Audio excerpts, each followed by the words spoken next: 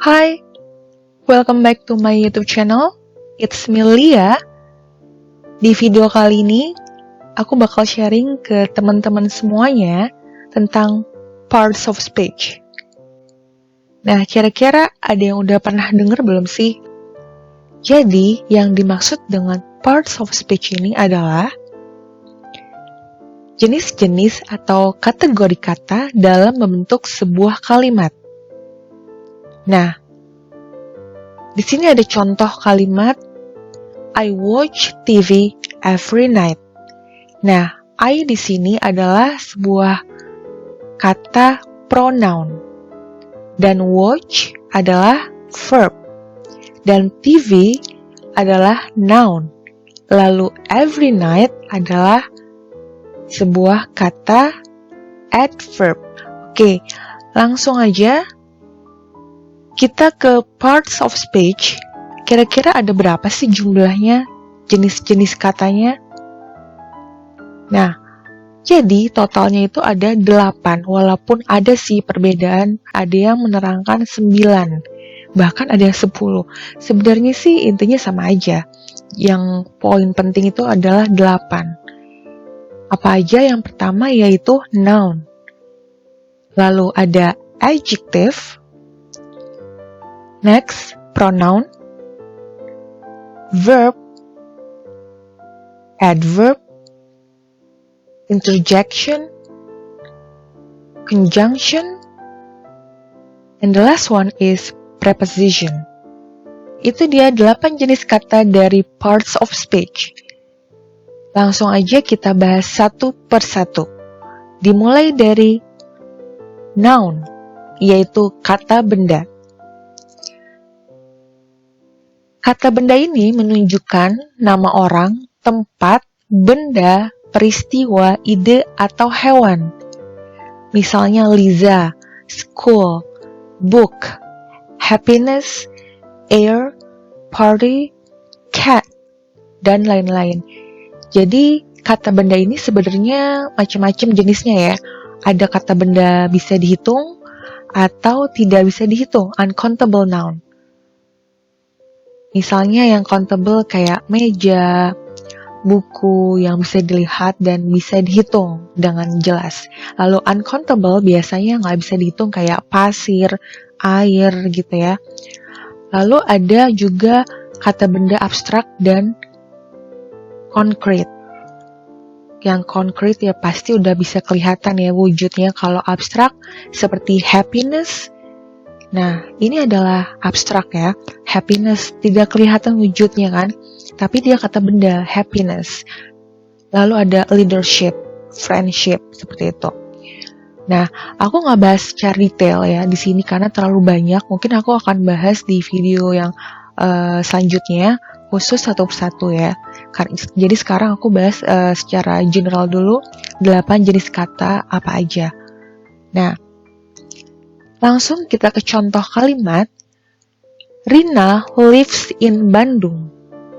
Nah, Rina di sini adalah kata benda, yaitu sebagai menunjukkan nama orang ya, dan Bandung menunjukkan tempat.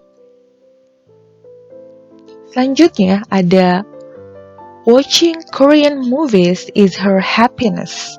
Nah, watching Korean movies ini adalah subjek plus kata benda juga. Jadi kata benda itu bisa di awal sebagai subjek, bisa juga di akhir sebagai objek. Nah, ini kebetulan sebagai subjek ya, kata bendanya. Lalu, happiness juga sebuah noun, abstrak ya. Jadi ya tadi ada konkret, ada abstrak. Pronoun, kata ganti benda. Nah, ini berfungsi sebagai kata ganti orang atau benda agar tidak terjadi pengulangan kata dalam kalimat. Jadi nggak berlebihan gitu ya. Misalnya, pronoun ini adalah I, you, they, we, he, she, dan it. Jadi kata ganti orang ketiga misalnya.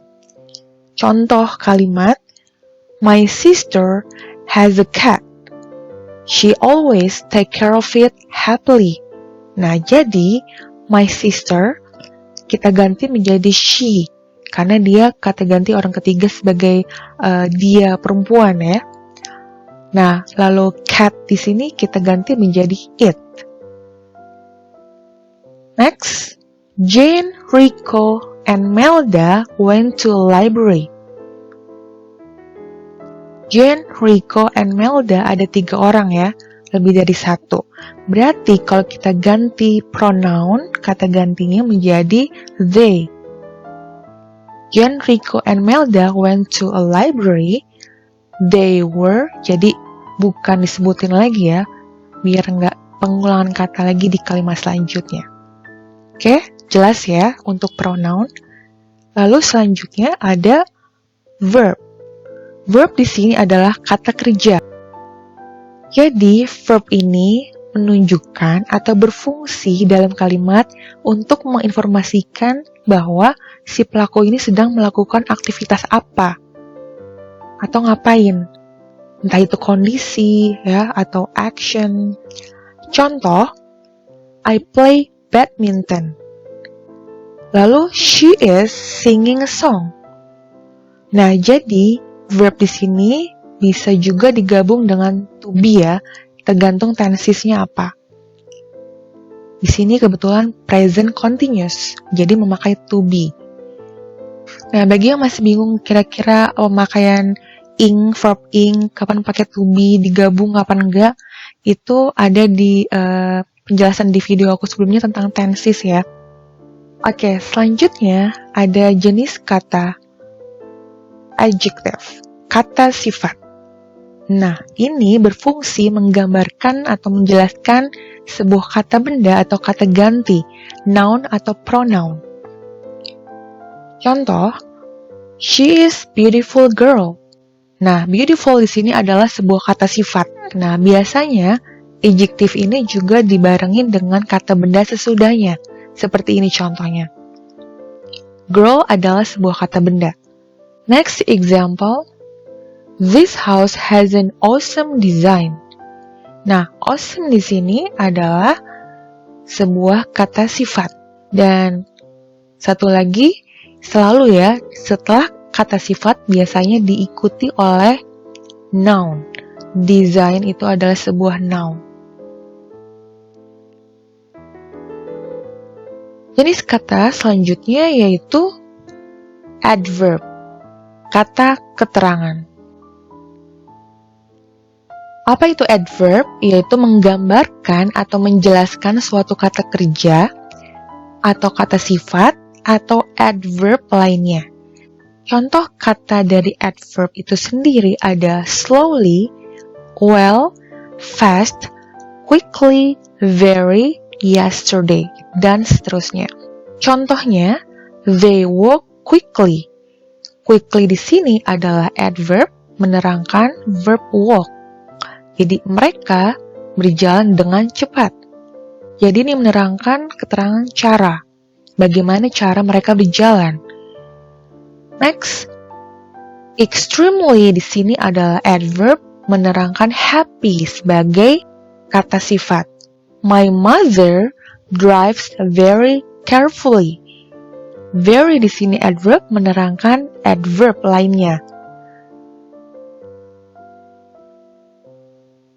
Oke, selanjutnya ada preposition, kata depan.